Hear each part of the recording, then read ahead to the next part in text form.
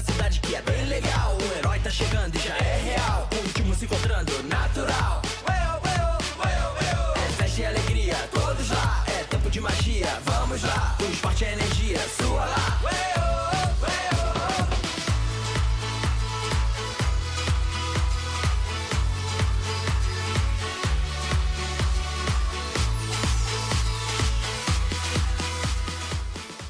أنا موجودة اليوم قدام منزل سوريا سمايلي، وهي شخصية برازيلية من أصل لبناني ومن النساء القليل اللي وصلوا على مراكز أكاديمية بهالأهمية. خلينا سوا نتعرف عليها أكثر.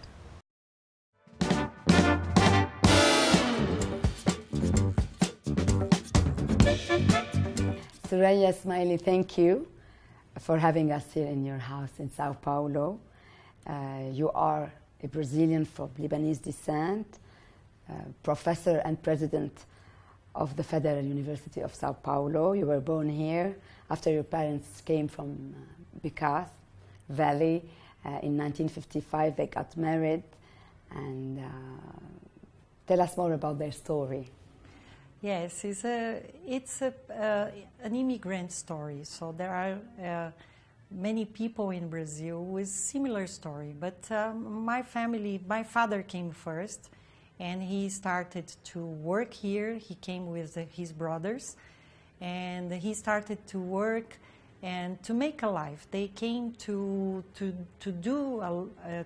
work, and they wanted to come back. So they came to work and to come back. But later my mother came 5 years later. She didn't know my father. They met here because they had people, they knew, the families knew each other. So they started to, they knew, they met, and then they got married in 55. We were born here, me and my brothers, so I have 3 brothers. Yeah, I know that you are the only girl amongst 3 other boys. Tell us more about your childhood. Were you a spoiled girl, or were your brothers nagging you? Yes, a little bit of both. So they were older than me, so we were, of course, playing together, but actually they wanted to protect the girl, the little girl.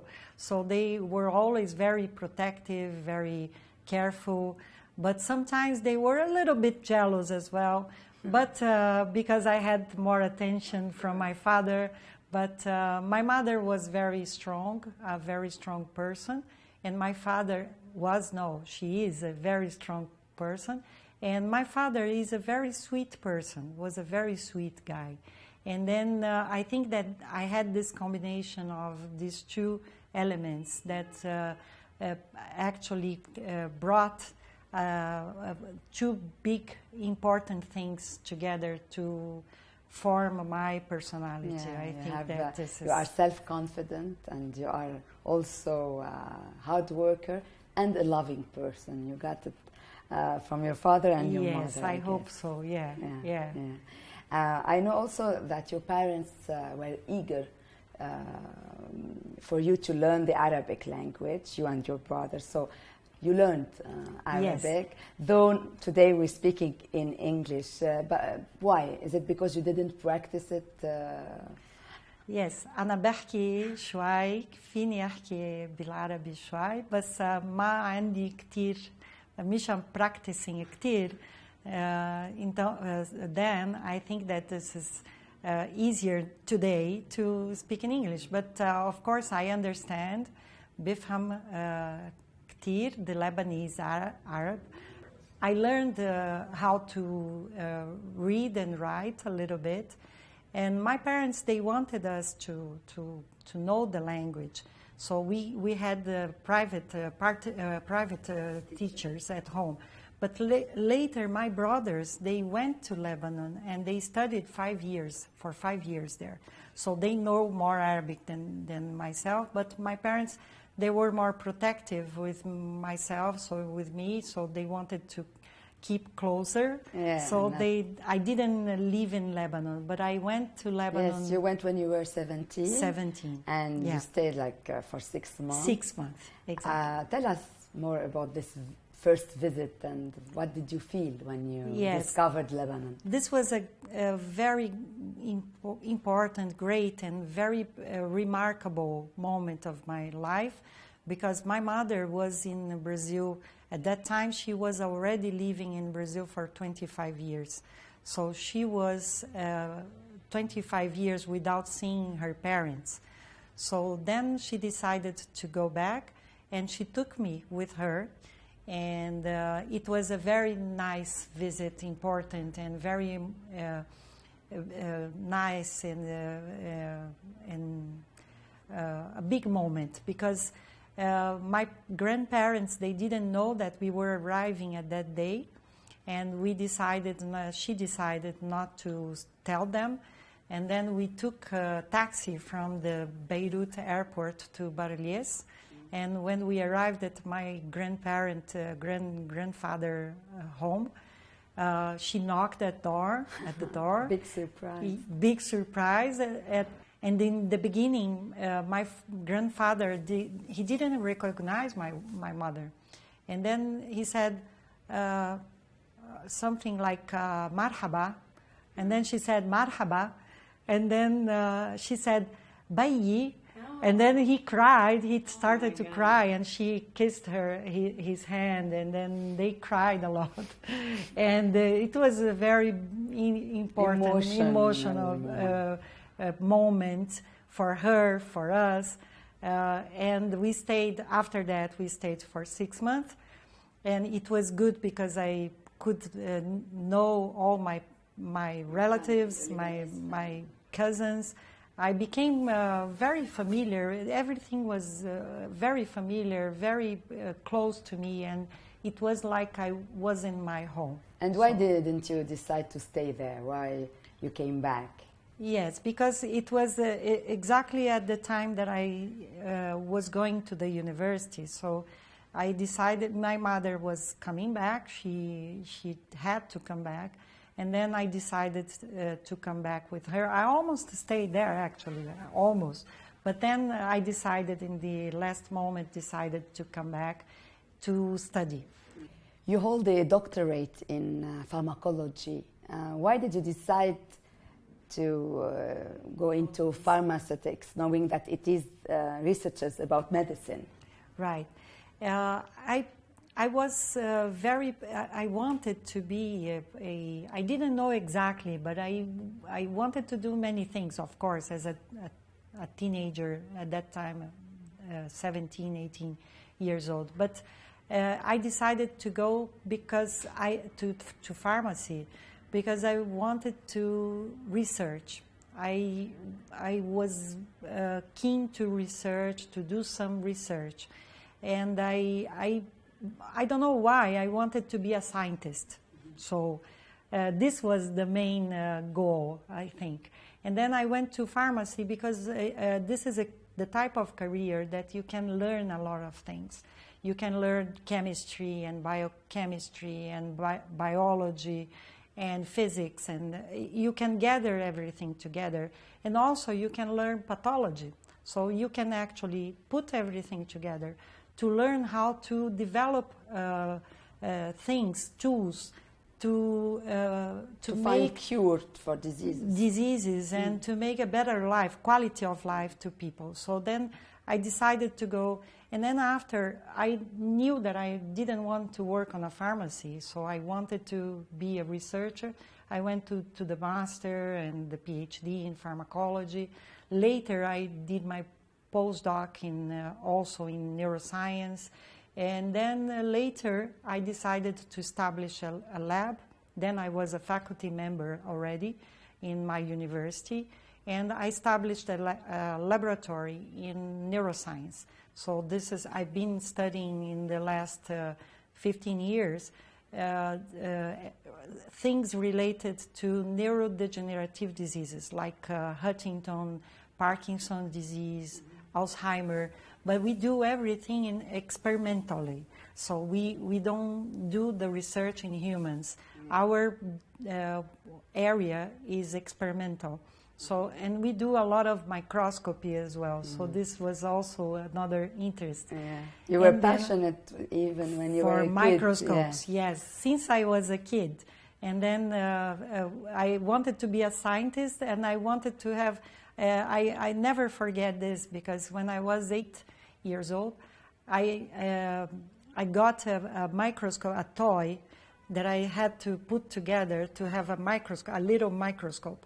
And this was very remarkable in my life, because this was always in my mind, that I wanted to be a scientist.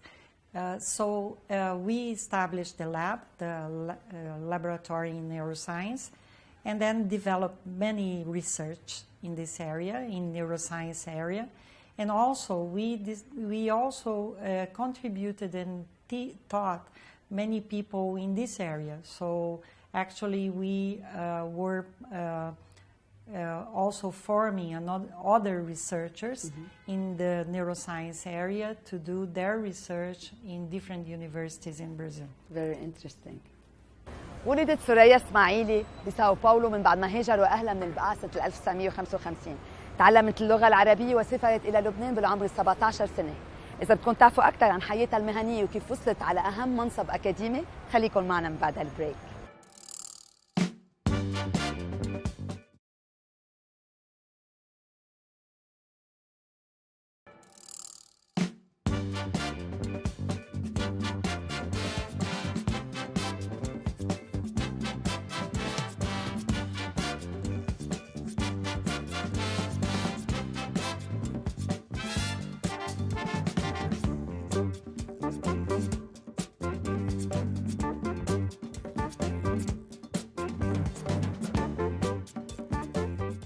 You were a professor at Sao Paulo Federal University, and last year you were elected president of this university. This is a great position, and you are the first woman to get it. You must be really proud of it. Tell us more. Yes, it was a great challenge, a big challenge, and it is a very interesting time of my life, because it is there are many things that we want to do. I say we because I was not alone, so I'm not by myself. There are a big team, lots of people that we congregate to have this opportunity to change many things in the university. So of course it was last year was an election, was almost 6 months of work, because we had a campaign. Prepare your campaign, yeah. We had to discuss the programs and the proposals for the university, and this was lots of work, and there were another 2 candidates, so we were 3 candidates.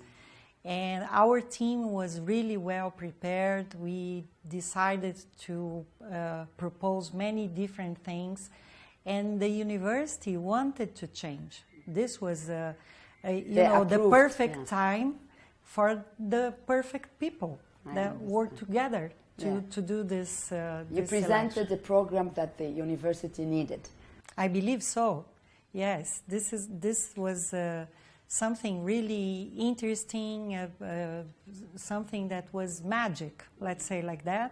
But of course, it's a lot of work, and we have many things to do, and we have to do what we wanted to do. What you planned. What we planned. Yeah. So this is a great time for the university, I think. It's a big challenge. What are your responsibilities as a president?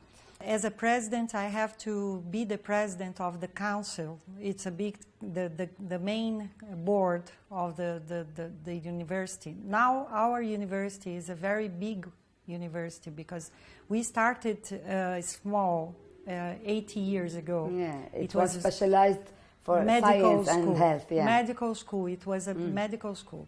10 years ago, it started an expansion. And in the last 6 years, we came from 1,000 students. In the last 10 years, from 1,000 students, and now we have 22,000. So this is a lot of people. 22,000 in graduation, undergraduation, and specialization, residency. And we have 1,500 faculty members. Also 4,000 of employees. And it's the second biggest hospital in São Paulo. It's called Hospital São Paulo. Our hospital is the first hospital in the federal system because we have 63 federal universities in Brazil. We are one of the 63. And number two, the second one. The second biggest one. And the hospital is the first hospital in the whole system. So the first hospital means in terms of assistance. We have more than 100,000 people coming every month. And of course there are many people in the system, so this is a big, let's say, organization. Mm-hmm. And we have to organize all the budget. We have to distribute the budget in order to have all these people working together and then have the administration as much as well as we can. So it's we need to be very efficient, and cut some expenses and put in other things, and then we have to negotiate many different things. But also we need to talk to many authorities because I have to go to Brasilia, the federal capital, the capital of the country. I have to go to Brasilia almost every week to negotiate things, to apply for things. We have to talk to the Minister of Education. We have to talk to the mayor of the city. Mm-hmm. We have to talk to many people to have our university working well. So you have to deal with the administration, with the teachers, and also with the students. Right. It's a big thing. Yes. A lot of difficulties also. Yeah, you have to be able to talk to all these people and in their languages. So if you're talking to students, you have to explain and listen a lot because they always have a lot of things to say. Yeah, and, exactly. And if we are talking with the faculty members, we need to know what they need for their research, and we need to go after resources for the research and for the teaching and everything they need to do their work very well. So this is, and each one, they all are important. So we have to be very careful because sometimes other people, other presidents, they kind of forgot the employees, let's say. They didn't talk to the employees because they thought that they were like, oh, they are secondary in the system. So no, they are very important, all of them, because if all of them are being listened, you can have a better system working. Of course, so, of course. If they are okay, so they give them best they have. Exactly. And the professors, they need the employees because, for instance, in a laboratory, you cannot work without the technician. Of course. And in the hospital, you cannot work without a doctor cannot work without technical assistance in the medical area. So we need to have this system working very well. And the students, they want to learn, and they want to have the better conditions to learn.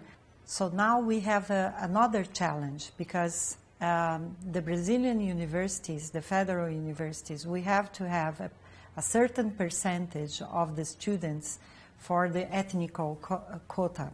So this means that next year we will have to have 25% of the students from African descendants. They have to be. So this means that we need to have more assistance to all the university because we need to integrate all these students. This is a great challenge, but it's a good thing that the Brazilian government started. This is very important to the development of the country.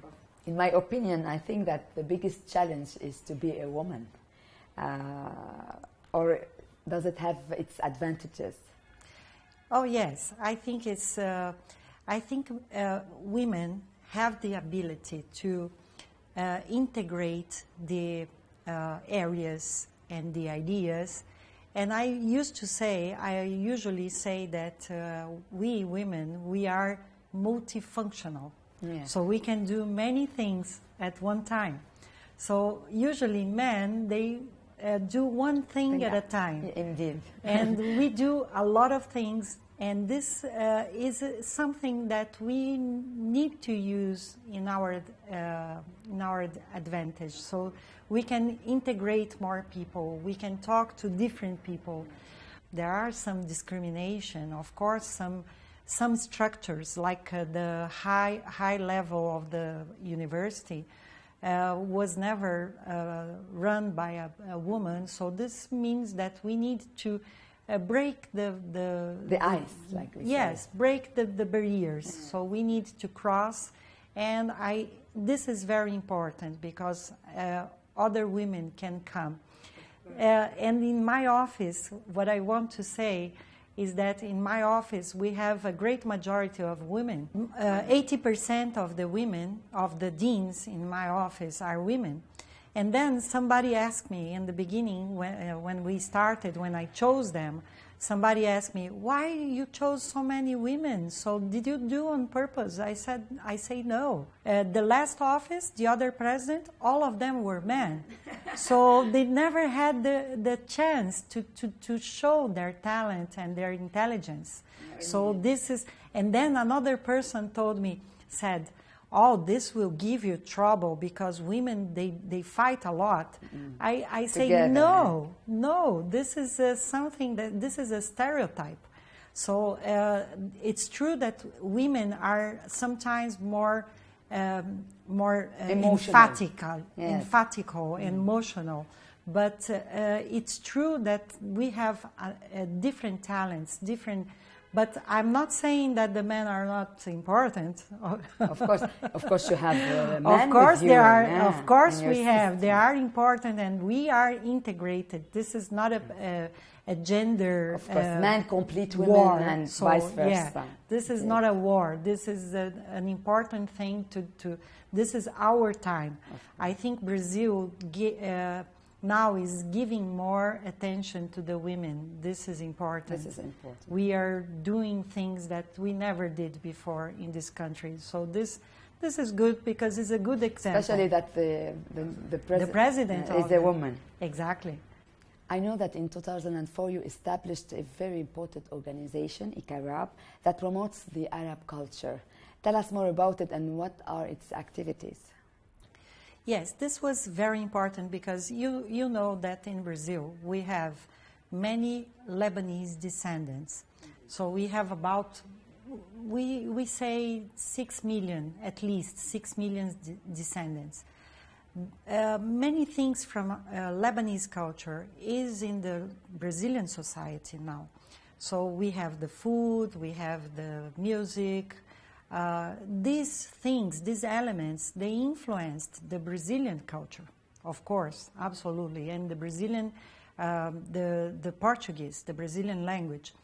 But the Brazilians didn't know about the history and about the arts, about cinema, about many things that they didn't know there were going on in the Arab countries, including Lebanon. So in 2003, what happened was, we all know that the 2001, the September, but later this was also gave a little bit of problems in Brazilian society against Arabs in general. But in 2003, the intellectual Edward Said, he died, and then there was an article in the biggest newspaper in Brazil, And this article was very aggressive against him. And many intellectuals, Brazilians, Jews, many people in Brazil, they gather to say, we cannot say these things about Arabs. We cannot say this, we don't support this. This is something that we, the intellectuals in Brazil, we want to be against. So then we gathered. There were more than 100 people to start this institute called Institute for Arab Culture in Brazil. Because Brazilians didn't know the culture in a high level way. So then we started to bring films, bring artists, bring photographs, and we started a festival, a film festival, which now is going to the 9th edition next year, and is an international film festival. Last year we had the great curator Rasha Salti. Yeah. Rasha Salti is a Lebanese. She's very well known in the cinema all over the world, and she was the curator of our festival. So this means that we are in contact with many Arab countries now.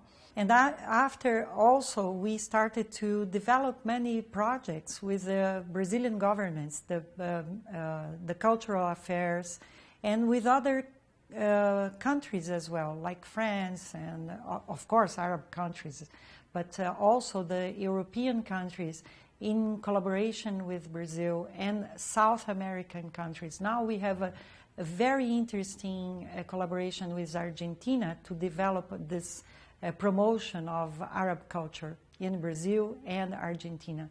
So we started very small, but because of all these people together, they were very well-known intellectuals, and this helped us to break some stereotypes. Yeah, this is it's very important. Yeah. And did you find interest amongst Brazilians and other cultures? A lot. To really discover the Arab and Lebanese culture? Yes, absolutely. It was a surprise, a big surprise. In the beginning, when we started to do debates or courses or film festivals, we started to see a lot of people enrolling and subscribing to the things. And we say, wow, this is great, because people want to learn. And what they get from the media is many times is distorted, is not right. Of course, it's not the true image. Or is superficial. So they started to see and they started to learn. Our courses, we brought many people to give courses. And then our courses, we had many students from different universities, and they learn about the politics and history and about the geopolitics and all the things that are going on in the Middle East right now. This became a very important and interesting issue. Journalists, we had many journalists from big newspapers and TVs because they wanted to know learn what's happening in the Arab world now. To learn, because all the information they get many times are distorted, coming from the agencies, the big agencies in the world. But they needed to go deeper. Yeah. So then we started to form people. We actually now have many followers in Icarabi. I think this is a very important job you are doing, strengthening the relationship between Brazilians and Arab countries. I think it's a great thing. Yes, and I myself, it was a benefit also, because I learned a lot about my culture, my background. So this gave me a lot of elements, many elements to bring to my own life. This was very rich. So, and I see every day. And you were proud of your origins. Oh yes, absolutely. Yeah. مثل ما شفنا سوريا اسماعيلي حائزة على دكتوراه بالفارماكولوجي، كما أن هي أول امرأة ترأست الجامعة الفيدرالية بساو باولو، وهي إحدى أهم الجامعات بالبرازيل. أسست أيضا معهد إيكاراب للثقافة العربية، وهي مناضلة لشؤون الشرق الأوسط. لأكثر تفاصيل عن حياتها العائلية خليكن معنا من بعد البريك.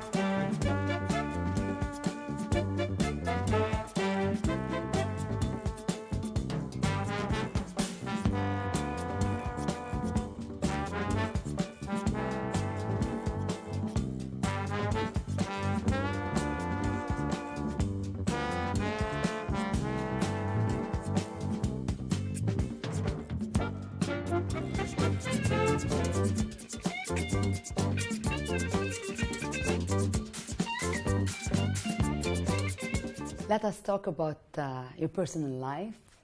I know that you are a very busy woman, but you found time to meet your husband, who is a mathematician and an engineer. Tell us more about how you met, and is it a love story? Because we all need love, even if we are into science. Yes, yeah. Francisco is a very important intellectual and scientist as well. And he's in the University of São Paulo. He's a professor in the State University. So a few years ago, we met in a meeting. It was a professors' meeting from all over the country.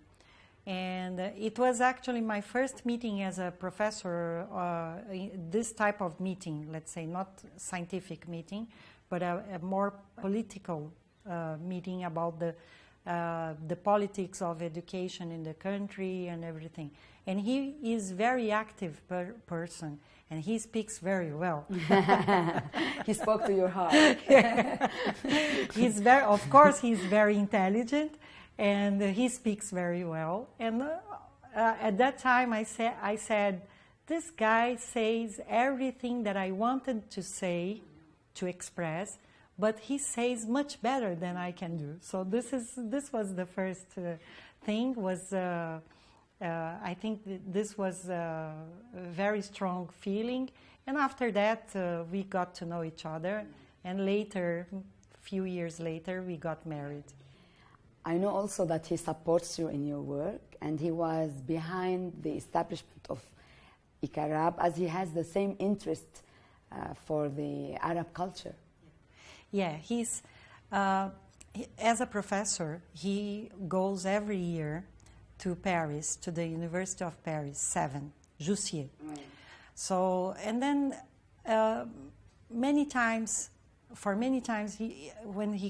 every time he went there, he came back saying, why don't we have an institute for Arab culture like in France? Paris, yes.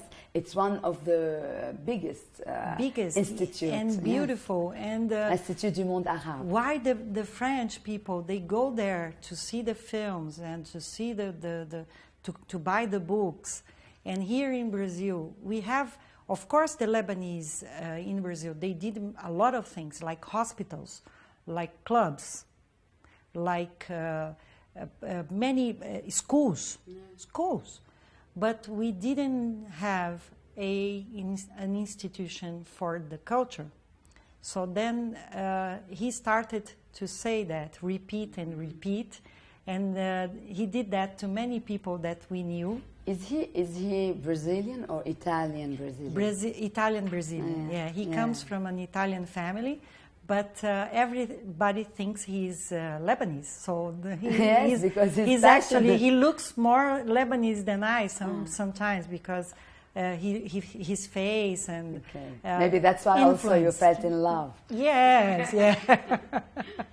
Yes, it has a contribution, I think. And then he started to talk about that to many of our friends and colleagues.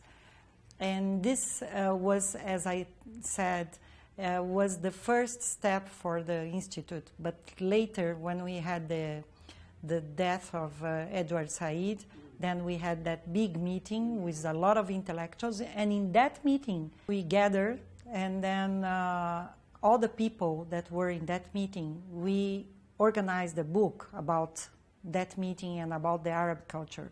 And he wrote about the Institute for Arab Culture, because he wanted us, all of us, to start this institution and this initiative. It's more an initiative, a movement.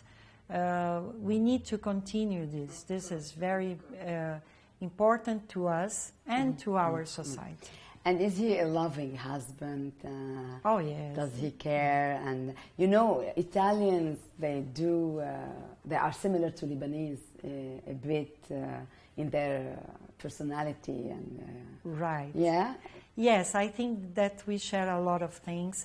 He's very supportive. He was always giving me a lot of... He gave a lot of strength to do things. So, for instance, last year when I was about to decide if I was going to run the elections, he said, "No, you have to go. You have to go. You have the power to go." So he was always very supportive.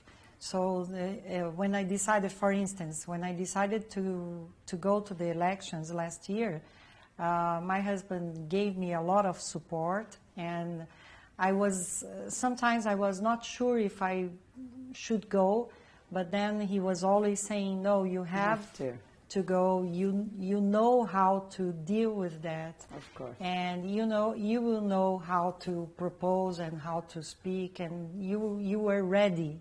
He was always saying, because I was always saying, maybe I am not so ready for that. It's not the time, but then... But he saw that you were... I think that he was right. Yes, so. of course. Yeah. We need such men in our world. Absolutely. I know that your husband and yourself decided not to have children, or to postpone it for another year and year after year. But you do have children, as your husband was married, and he has 2 children from his first marriage. Right. And soon you will be a teta, right, a grandmother. You love your husband's children? This is great. We get along very well. It's as you said. I was always postponing. Oh, maybe next year, and then maybe I need to do this first, and my PhD first, and then this first, and another thing first. After a few years of postponing, so finally I decided that we were not having children. So it was only a way to... I was postponing, but actually was not thinking too much about. Your work was really... always taking over everything. Exactly. Now we have the other child of my husband. He's having a child. So we don't know actually if he's a girl or a boy. We don't know yet. But we are very happy with that. So I feel great because I will be a grandmother without having the work. So the easy way. I will have the good part. Well, this is Do you great. regret it? Do you regret not having children? No. Of course, sometimes you think about what would be the life with a child or with children.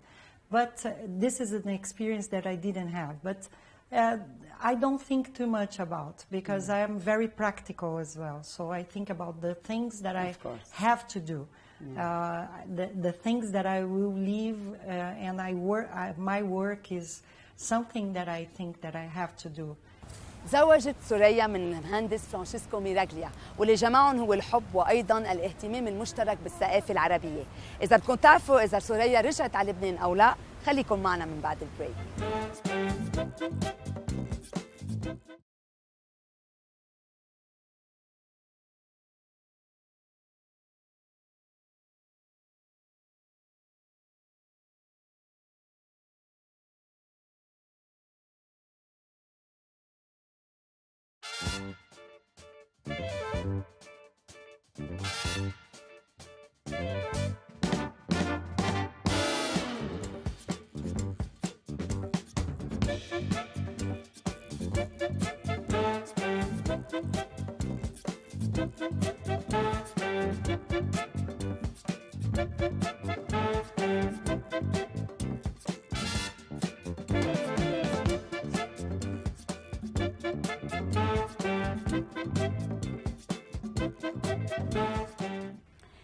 You visited Lebanon 5 times, and the last time was in 2010 when you took your father there.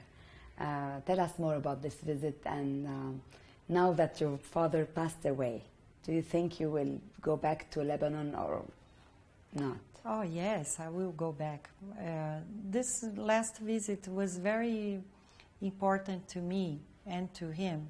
We didn't know at that time, but because we will certainly go back, and he was going back every 2 or 3 years, because we have a house there.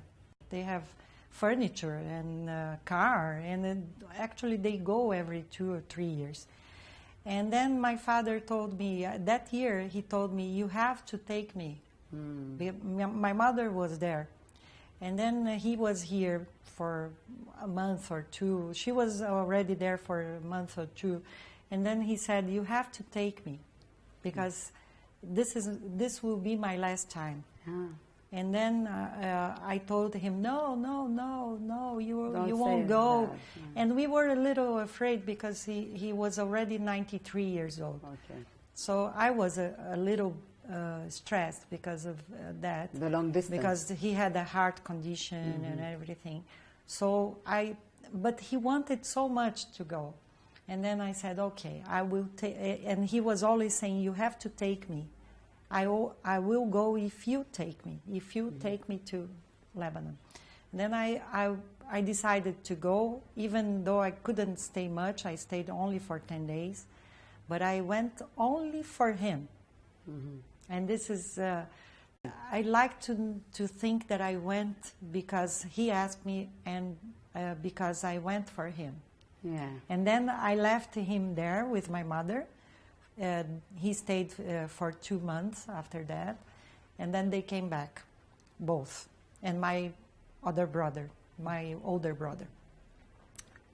And then after that, last year, before he died, he told me again, I want to go back again.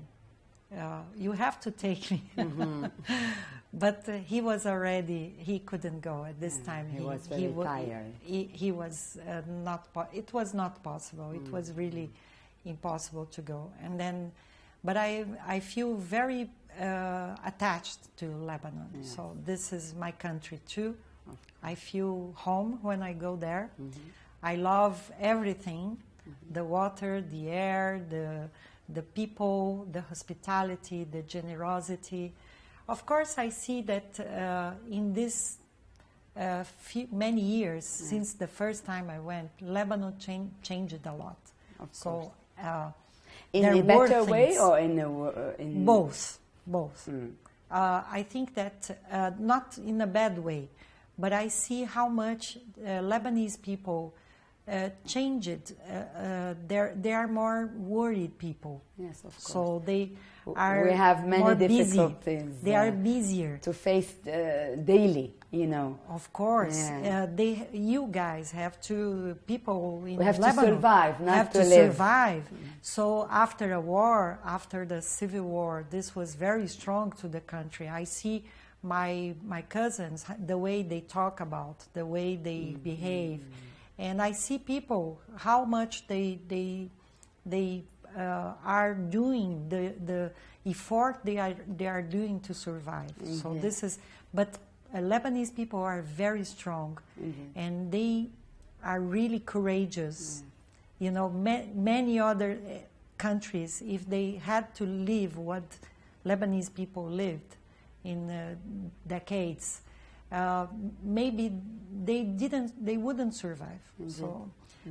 So Lebanese people are courageous, and even though after all of that, they are generous, generous people. And like you told me, they are happy people. Happy people. Yes, and this is very important. Generosity and hospitality. This is very people. known, Indeed. and we feel home when How we go about there. education in Lebanon now? Personally, I think we have one of the best universities and schools and a very high good. level of education. Very good. What do you think about it? Yes, Lebanon has great universities, big universities, also very known, and it's very interesting because very nice because there are several universities. There are old universities like. Before Brazil had an university, Lebanon already had many. So this is something really important. This means a lot about the country because it means that the country takes into account the fact that the education needs to be developed and needs to grow. So the universities are very good, and you have different types of university. This is another thing important.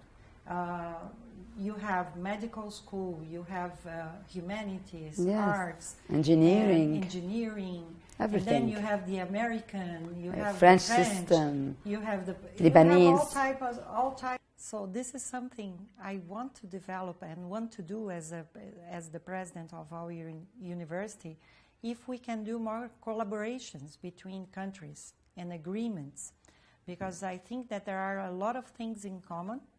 We share different things, we share several things that we can do together, Lebanese and Brazilians. And there is this empathy, this close, this proximity. And I think that we can do a lot of things together. So I hope that our university can start a good agreement between This will be great. Brazil and Lebanon. This will be great, yeah. My last question, is it more difficult to be an Arab woman in an Arab world or an Arab woman in Brazil? I don't know exactly because I can talk about being an Arab descendant in Brazil, but I don't know if the right life as an Arab woman in Arab world. But both of them are challenging, are difficult. There are some Being things. a woman is challenging. Exactly. Men cannot understand. Exactly. But also, this is also a duty, a mission. It is very important to do and to talk about this. This is something that I am always saying. It's important to talk about being an Arab and an Arab in Brazil or in America, because there are a lot of stereotypes as well. So they think that the Arab women are close, and especially myself, my family is very traditional. So you have to talk and show people that what they think is not exactly what they think. Of course. And you have to show that this is more complex. To give them the right information. The right information. And it's important. I think both things are difficult, but they are good. Good in a way that we have to do it, and we will do a great thing to the other women as well. Of course, it's what you're doing. You are a great woman doing great things to other women, like the one working with you at the university. Soraya Smaili, thank you again for this wonderful interview. We are proud to have such Lebanese women all over the world, and we hope to see you soon in Lebanon. Oh, thank you so much for being in Brazil, for staying these few hours with us. This is great. It's a great opportunity for me. I feel honored to think that people in Lebanon will know a little bit about us and about me and my family. This is great because they came, my parents, they came so many years ago, and in a long way, a long journey, and many things happened. So it's good to share this moment with Lebanon, which is in our heart as well. Of course. And very present in our lives. Indeed. Thank you so much. تعرفنا بحلقتنا على سوريا سمايلي، وهي امرأة طموحة قدرت تحقق الكثير من أحلامها وتكون مثال لعدد كبير من النساء حول العالم.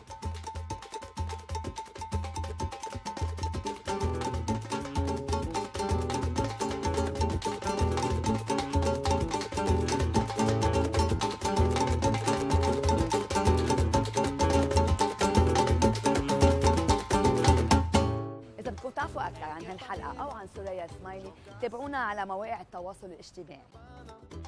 Jogar pra mim, pode ver nas ruas e nos bares, todos lugares.